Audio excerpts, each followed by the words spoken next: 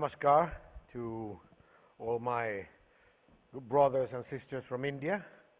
Thank you very much for inviting me once again to this 12th World Global Education Summit. I've been participating with the organizers in a number of them around India and in a number of other reflection places. And this is an excellent one. When we have a look, oh, by the way, yes, of course, greetings to all the members, respectable members of the dais, ministers of education, and members of the partner companies and institutions that are here together accompanying us in building this effective education system. Now, you might ask, well, what am I doing here? We're talking about India. But in Venezuela, we had an interesting experience since the year 2000, which was an experience that helped us build and complete one of the universal goals that every country in the world, prime ministers plus presidents, agreed on the year 2000, the 2000 millennium goals. And they said that 9 goals were the beginning of a global agreement to start having a development basic level standard for everybody around the world. And these global goals included, of course, education, inclusion in education. And the most remarkable goal about a country, according to those 2000 development goals, was, of course, the ability to read and write, the ability to make a person respond to society's needs, the ability for a person to become productive in a society by actually reinforcing his or her capacities through information and knowledge. And information and knowledge, of course, are most efficiently obtained if a person knows how to read and write. And that is the essential element.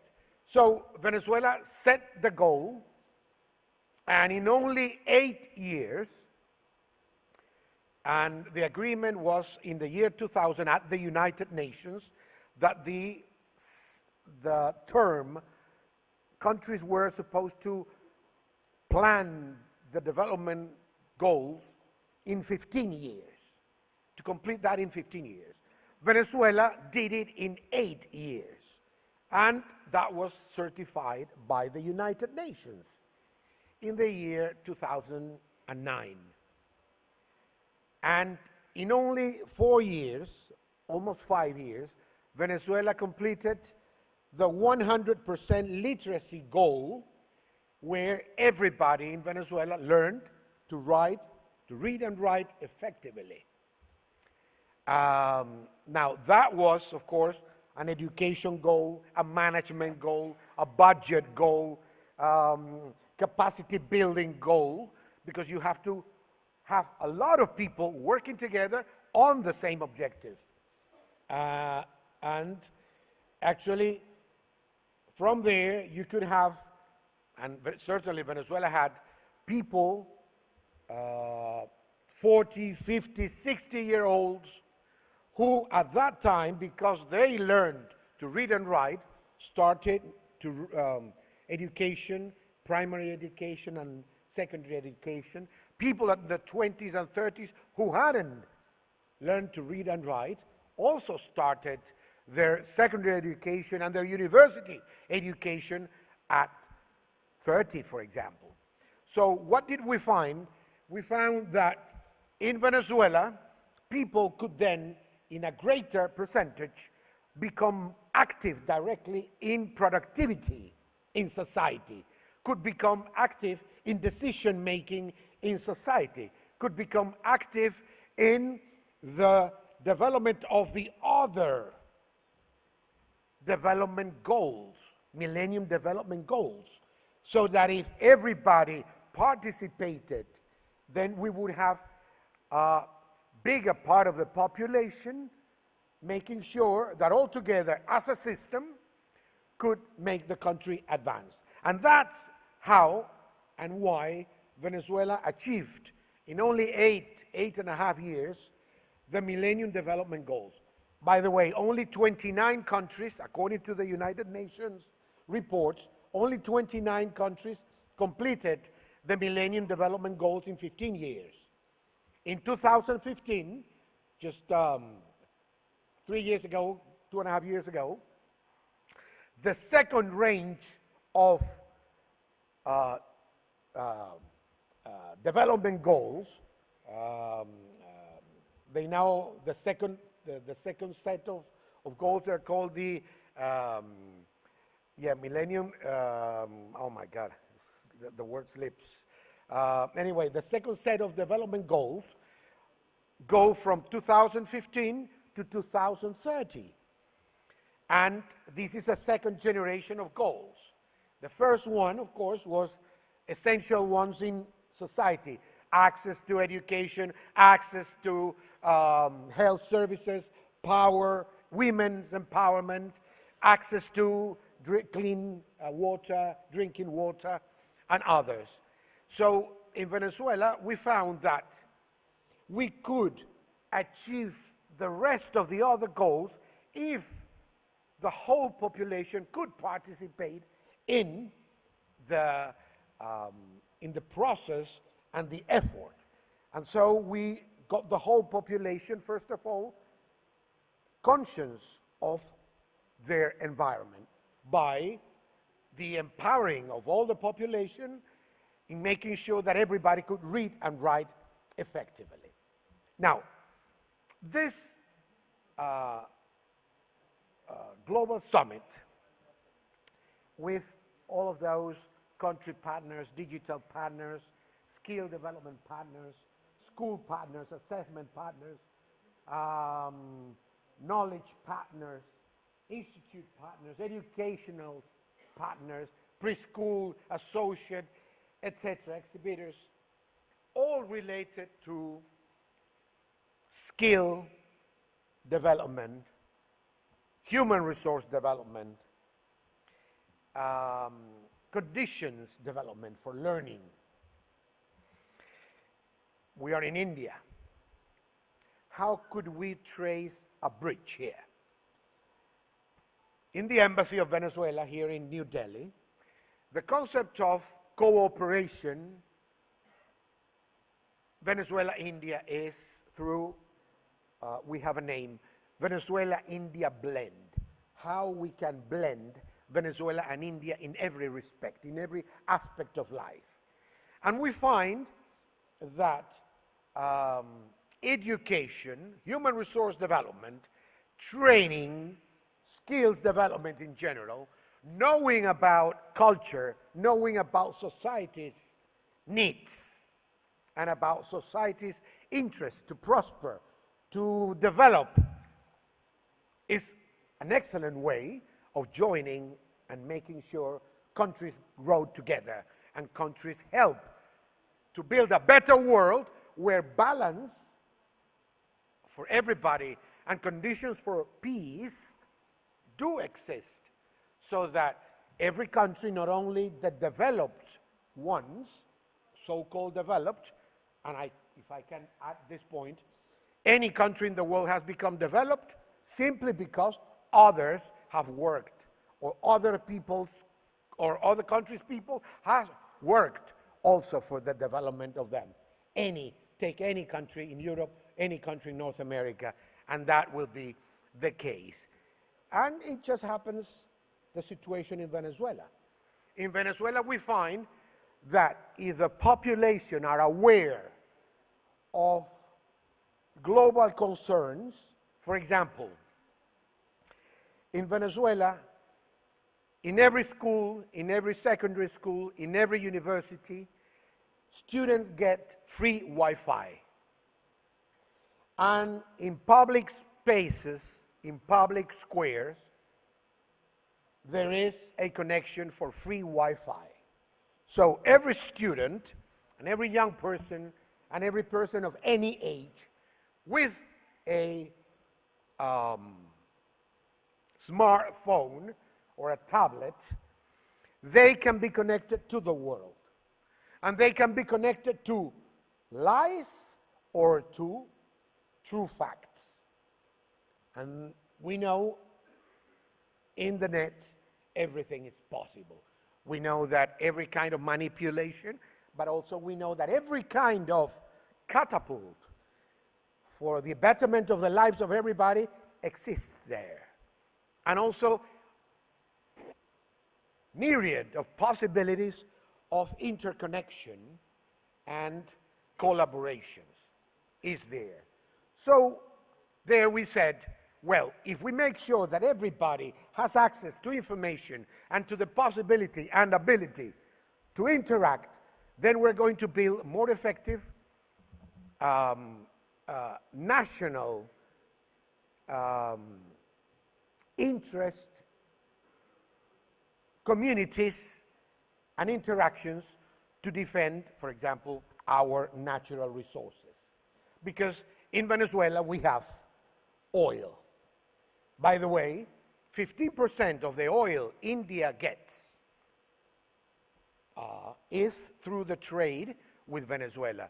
We have been importing with India, and we produce together.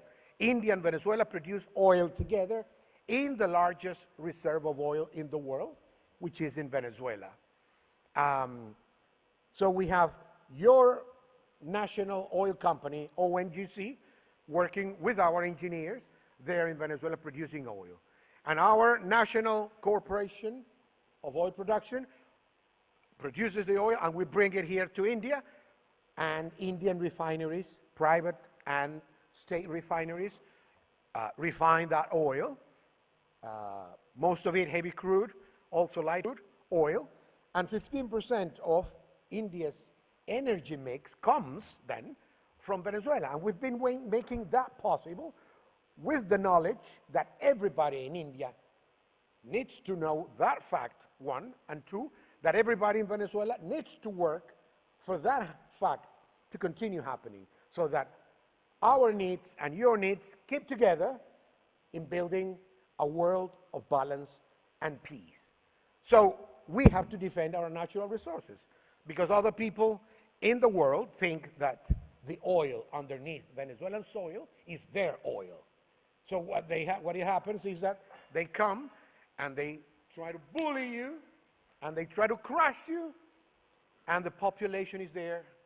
So now we are a better equipped country to defend our interests and the interests of all developing nations and the interest of all nations in the world by working to strengthen international rule of law.